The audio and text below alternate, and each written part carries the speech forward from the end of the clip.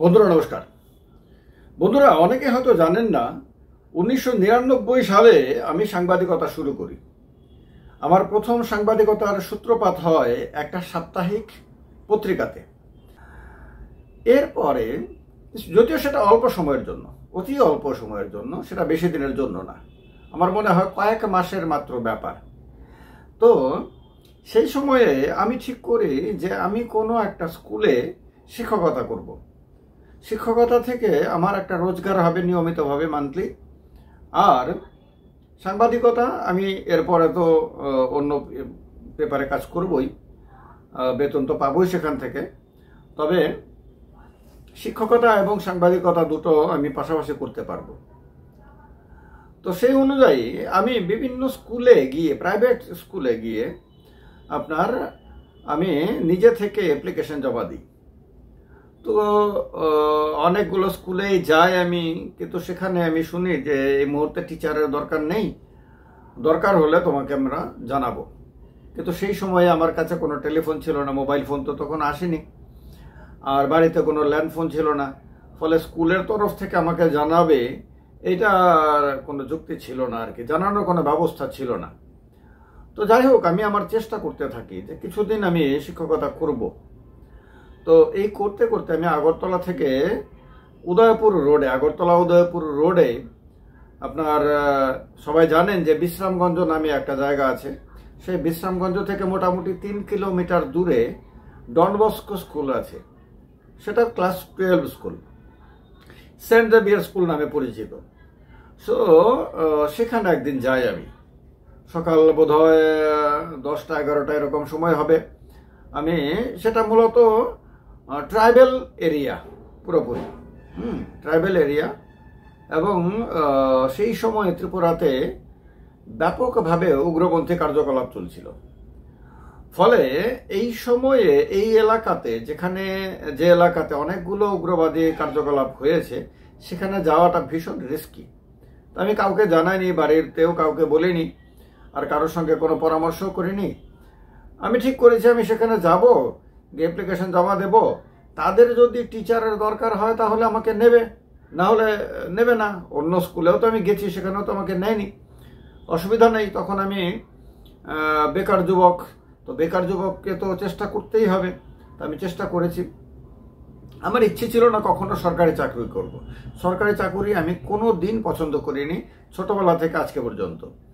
তো আমি প্রাইভেট স্কুলে জব করব, তাও অল্প সময়ের জন্য, সেটাই আমার ইচ্ছে ছিল। তো আমি বাস থেকে নেমে পায়ে হেঁটে স্কুলটাতে যাই। স্কুলে গিয়ে আমি জিজ্ঞেস করি যে হেডমাস্টার বা প্রিন্সিপাল ওদের রুম কোনটা। তো আমাকে একজন দেখিয়ে দিল। আমি হেডমিস্ট্রেসের রুমে ওনাকে জিজ্ঞেস করে পারমিশন নিয়ে আমি ঢুকি। তো হেডমিস্ট্রেস ছিলেন সিস্টার আলফোনসা, একজন সিনিয়র ভদ্রমহিলা। তো খুব স্নেহশীলা মহিলা বলে আমার মনে হয়েছে। আমি গিয়ে বলি যে সিস্টার, আমার নাম এই, আমার বাড়ি আগরতলাতে, এবং আমি তোমার স্কুলে শিক্ষক হিসাবে যোগ দিতে চাই যদি তোমার এখানে কোনো ভ্যাকেন্সি থাকে। তো সিস্টার আমাকে খুব ভদ্রভাবে, সুন্দরভাবে আপ্যায়ন করে আমাকে বসালেন। বসিয়ে আমার সঙ্গে কিছুক্ষণ কথাবার্তা বললেন। তো কথাবার্তা সবটা ইংরেজিতে হয়, কারণ সিস্টার তো বাংলা জানেন না, আর সেখানে ইংরেজিতে বলা ছাড়া কোনো উপায় নেই। তো কথাবার্তা হয়। সিস্টার কিছুক্ষণ কথাবার্তা বলার পরে সিস্টার স্যাটিসফাইড হয়ে আমাকে বলেন যে চলো প্রিন্সিপালের রুমে যাবে।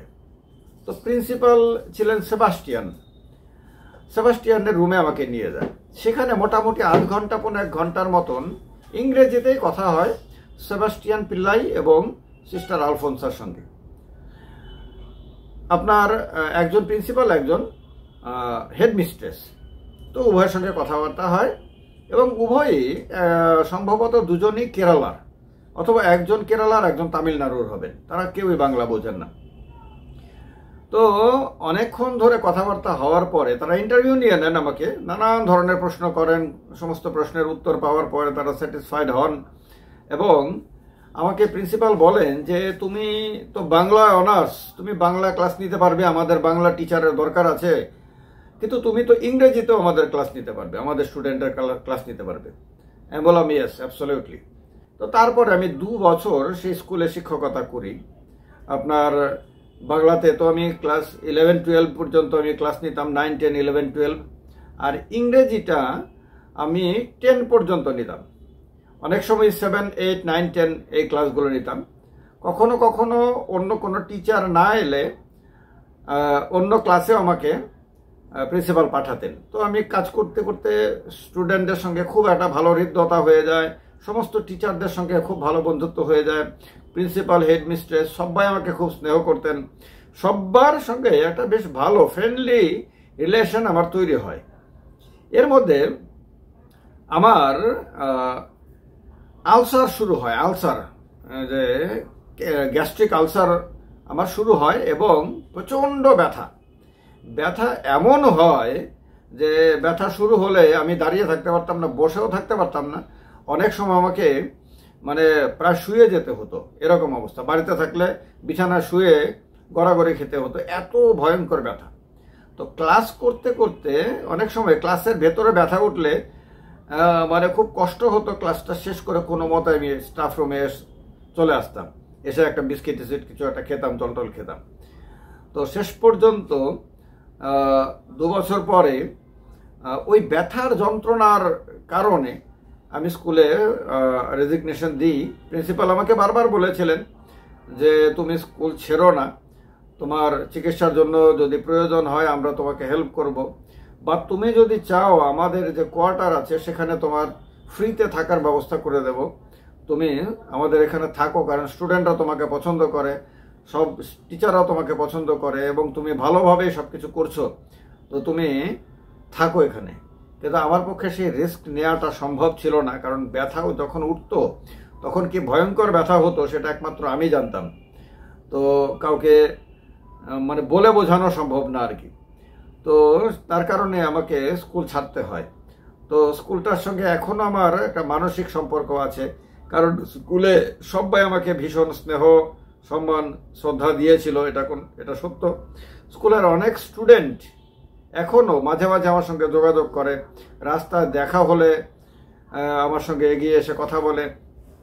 আমার ওই স্কুলে আমার ছাত্র আপনার গুজরাটে আপনার পিএইচডি করছে, একদিন আমাকে টেলিফোন করে জানায়।